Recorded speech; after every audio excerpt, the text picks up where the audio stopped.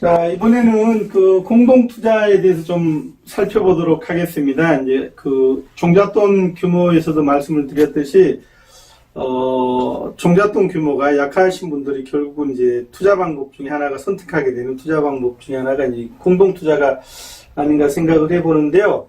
이 공동투자를 특히 그 여러 명이 모여서 공동투자를 할 때 특히 이제 경매로 부동산을 낙찰받을 때 그 문제가 될 수 있는 게 뭐냐면 부동산 명의 신탁의 문제가 생길 수 있습니다. 이제 다시는 얘기잖아요. 예를 들어서 뭐 3억 원짜리 물건을 하나 낙찰을 받았습니다. 실제 투자 금액을 예로 들겠습니다. 그럼 A가 1억 원, B가 1억 원, C가 1억 원 이랬다면 등기가 몽땅 3분의 1씩 등기가 되면 문제가 없으세요. 그렇죠? 문제가 없는데, 그러니까 3억을, 예를 들어서 3억을 다시 이제 돈 되는 규모가 다를 수 있잖아요. A가 1억 5천만 원, B가 5천만 원, C가 1억 원. 이렇게 해서 이제 3억이 됐다면, 그러니까 지분도, 요 지분대로, 등기부등본상에 등재가 되면 부동산 실명제법에 아무 문제가 없으세요. 그러니까 입찰할 때 그 매각 목록서에 공동 입찰자 목록을 작성하고 거기에 대해서 돈 들어간 만큼 이제 지분을 정확하게 일치시키면 나중에 이제 아무 문제가 없습니다.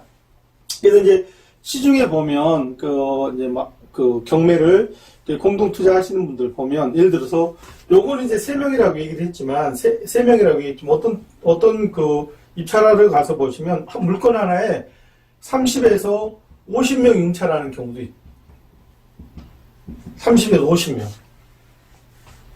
그러면 어떻게 하냐면 미리 그 공동 입찰자 목록서를 미리 그 출력을 해가지고 와가지고 일본에서 쭉 해가지고 50명이라면 50명까지 등기부에 몽땅 이름이 다 등재됩니다. 아무 문제가 없으세요. 현재 법으로는. 근데 이제 문제는 뭐냐면 이렇게 50명이 등기부등본상에 등재가 되고 나면 만약 이 부동산이 저희가 앞에 낙찰받았다는 물건들처럼 상업용 부동산에서 세를 주어야 된다.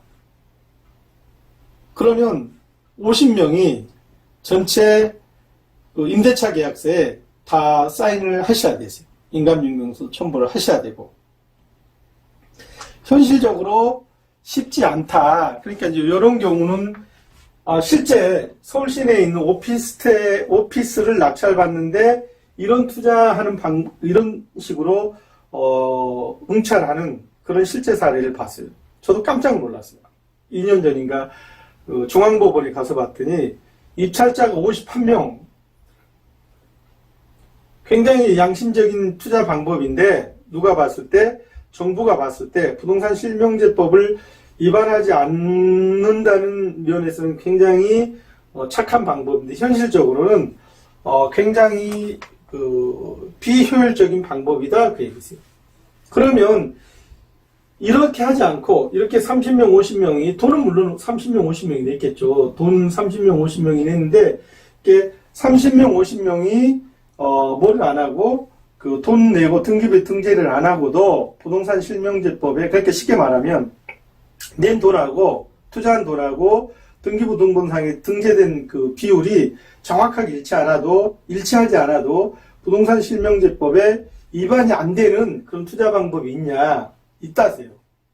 그때 보면 요거는 사실 굉장히 죄송합니다. 이런 투자를 하신 분들이 계시는 것 같은데 투자 하수들이 하시는 방법이세요.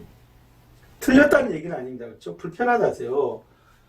뭐가 무서우니까 부동산 실명제법에 특히 이제 부동산 실명제법으로 이제 만약에 그 위반한 걸로 판단이 되면 부동산 가액의 최고 30%까지 이제 추징금 가산세인가요? 과태료인가요? 과태료를 물립니다.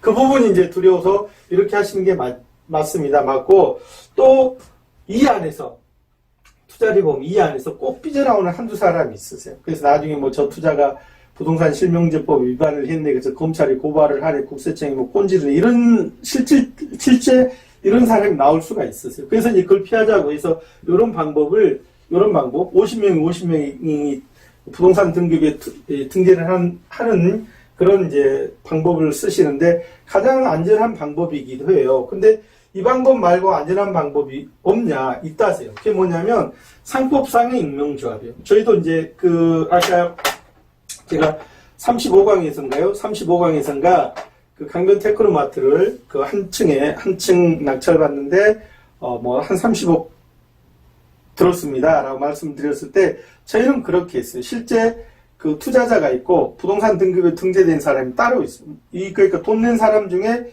일부가 이제 등기부에 등재가 되었는데, 그러니까 돈 투자하신 분이 전체가 다 등기부에 등재가 안 돼도 부동산 실명제법 위반이 아니다, 아닐 수 있다. 그게 뭐냐면 그 익명조합에 의한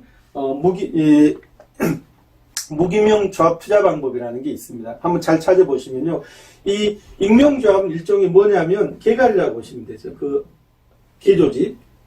개조직이라고 보시면 되고, 대신 이제 여기 필요한 게 뭐냐면 대표사원이라는 사람이 꼭 필요합니다. 대표사원. 그러니까 이 투자 업무를 수행할 대표사원이 있으면 되고, 정관이 있으면 돼요. 정관의 형태는 정하시면 됩니다. 이제 이게 공동사업 약정서로 들어가는 경우가 이제 일반적인데요. 공동사업 약정서. 그래서 가능하면 이 공동사업 약정서 같은 경우는 공정할 필요까지는 없습니다만 공정까지 해놓으면 훨씬 더 안전하세요. 그래서 이 익명조합에 의한 무기명 익명조합에 의한 그 상법상의 공동투자 방법은 부동산 실명제법 위반이 아니다. 대신 꼭 기억을 하세요.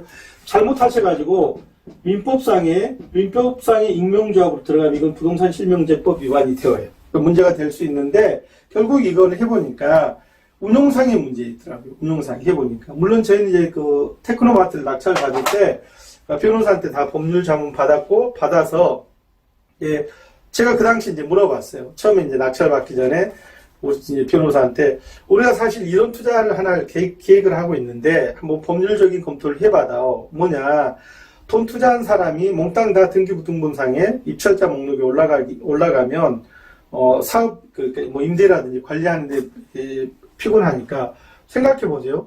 부동산 서울에 있는데 제주에 있는 양반이 등기부에 등재가 되면 그 양반이 뭐를 하러 전세계약서, 임대차 계약서에 사인을 하러 오는데 굉장히 그 건수가 많으니까 굉장히 자주 올라오는데 현실적으로 어렵다고요. 그러면 그 양반한테 제가 그러면 믿고 인감증명서하고 인감도장을 맡기고 그냥 소편하게 제주도에 있는 또 부산에 있는 여수에 있는 그 생활공간에서 그냥 생업에 충실하세요.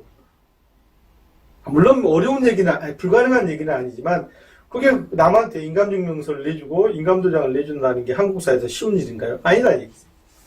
그래서 내가 우리 그 변호사한테 자문을 구했던 게 뭐냐면, 그러니까 우리가 이제 그 테크노마트를 응찰을 하는데 예를 들어서 명의자는 3명으로 하는데 돈 된 사람이 5명이다 이랬을 때 5명 중에 3명이 등기부 등본에 올라가도 문제가 안 생기는 부동산 실명제법에 위반이 안 되는 어떤 투자 방법이 있다. 그게 뭐다? 코치받는 겁니다. 상법상의 익명조합으로 일종의 개가리 조직으로 대표사원을 두고 공동사업 약정서를 작성을 한 다음에 투자를 하면 그러면 부동산 실명제법에 위반이 되지 않습니다. 그런 자문을 받았어요.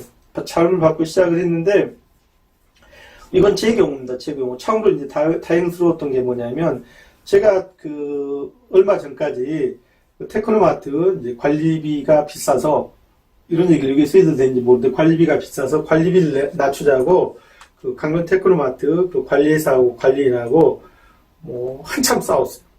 한참 싸웠는데 이제 제가 싸움을 거니까 제가 낙찰 받고 들어가서 현재 저희가 그 강변 테크노마트 구분 소유권 중에 1등 소유자입니다. 1등 구분권자인데 어쨌든 1등 구분권자로서 관리비가 너무 비싸니 관리비를 좀 낮추자. 관리비를 한 30%만 낮추자. 그러면 공실이 줄어들면 임대료가 올라가면 건물 가격이 올라가니까 낮추자. 그렇게 해서 이제 제가 관리비 낮추기를 그 주제로 관리인하고 관리사하고 이제 싸움을 제가 걸었습니다. 제가 싸움을 걸었더니 회사는 관리회사에서 저를 어떻게 했냐면 이제 테크노마트 낙찰 받으면서 부동산 실명제법을 위반했다고 저를 검찰에 고발을 했어요. 그래서 이제 검찰이 사실은 고발할 거라고 생각을 했어요. 누가 해도 할 거라고 생각을 했었어요. 그래서 이제 아까 말씀드렸듯이 시작하기 전에 이제 그 변호사한테, 우리 쪽 변호사한테 자문을 구해서 익명조합식으로 이제 투자를 했었습니다. 그래서 이제 검찰에 가서, 제가 이제 검찰에 한 두세 번 갔는데, 검찰에 가서 우리는 이제 부동산 실명제법 위반한 게 아니라 투자 당시부터 변호사 자문을 받아서 상법상의 익명조합, 무기명 익명조합으로 공동사업을 수행했습니다라고 설명을 하니까 의외로 잘 알고 계시더라고요. 근데 전문가들이 의외로 잘 알고 있는 이 대목을 잘 모르는 분이 훨씬 많으세요. 틀렸다는 말씀이 아닙니다. 그죠? 틀렸다는 말씀이 아닌데 불편하다. 그리고 뭐 분명히 방법인데 몰라서 안 하신다 그러면 앞으로 이제 어떻게든 이제 들으셨으니까 선생님들 그 상법상 익명조합을 한번 찾아보세요. 그리고 저기에 관한 판례도 이제 2개인가가 있습니다. 그리고 또 알고 계신 주변에 뭐 변호사라든지 전문가들한테 자문을 좀 구하면 이런 수고를 훨씬 줄일 수 있다. 그래서 이번에는 상법상의 조합식 투자를 하면 부동산 실명제법에 위반이 되지 않습니다. 그래서 참고로 이제 그 검찰에 가서 잘 설명을 했어요. 제 변호사랑 가서 잘 설명을 했더니 검찰에서도 뭐 금방 알고 그냥 이 부분은 뭐 바로 무혐의 처리되어서 더 이상 뭐 문제가 되지 않았습니다. 그래서 이런 방법이 있다. 그리고 말씀드렸지만 그러면 선생님 누가 뭐 저한테 오라 그런 얘기는 아니에요. 저는 이제 더 이상 공동투자 그런 건 하지 않습니다. 안 하는데 주변에 만약에 아까 말씀드렸듯이 뭐 그 1억 가지고도 5명 투자를 하든 7명 투자를 하든 그랬었을 때 다 들어가면 아무 문제가 없지만 그런 불편하다고 얘기했을 때는 그 상법상의 익명조합을 연구를 하셔서 그 투자를 하신다면 이런 데서 오는 불편함은 훨씬 줄일 수 있으세요. 그래서 이제 제가 늘 하는 말씀이 그 공부를 많이 하시면 여러 가지 방법들이 있습니다. 그러니까 이렇게 하면 다 이거 비용 처리되어요. 그죠? 비용 처리돼요. 여기서 비용 처리된다는 거는 이 사업을 운영하는데 들어간 돈이 비용 처리된다는 얘기지, 그 경락자금 융자 받으면서 들어갔던 그 은행에 납부했던 이자가 비용 처리된다는 말씀을 하니까 그건 또 세법상의 문제니까 다시 이제 세무사하고 협의를 하시면 될 것 같고, 아무튼 이게 n분의 1의 돈을 댄 사람이 등기부에 자기가 투자한 금액만큼 n분의 1로 정확하게 일치하지 않는 등기부상에 일치를 시키지 않아도 이 상법상의 익명조합으로 이런 대표사항을 정하고 정과를 꾸며가지고 사업을 진행을 하면 뭐라고 얘기할까요? 그 공동투자에서 오는 불편함을 줄일 수 있다. 그 대신에 잘 하셔야 되세요. 그러니까 이게 그 정관이라든지 이런 것들은 이제 하시기 전에 주변에 계시는 전문가한테, 법률 전문가한테 물어보셔가지고 자문을 구해서 문제가 안 생기도록 하시면 이렇게 하는 불편을 줄일 수 있습니다. 자, 감사합니다.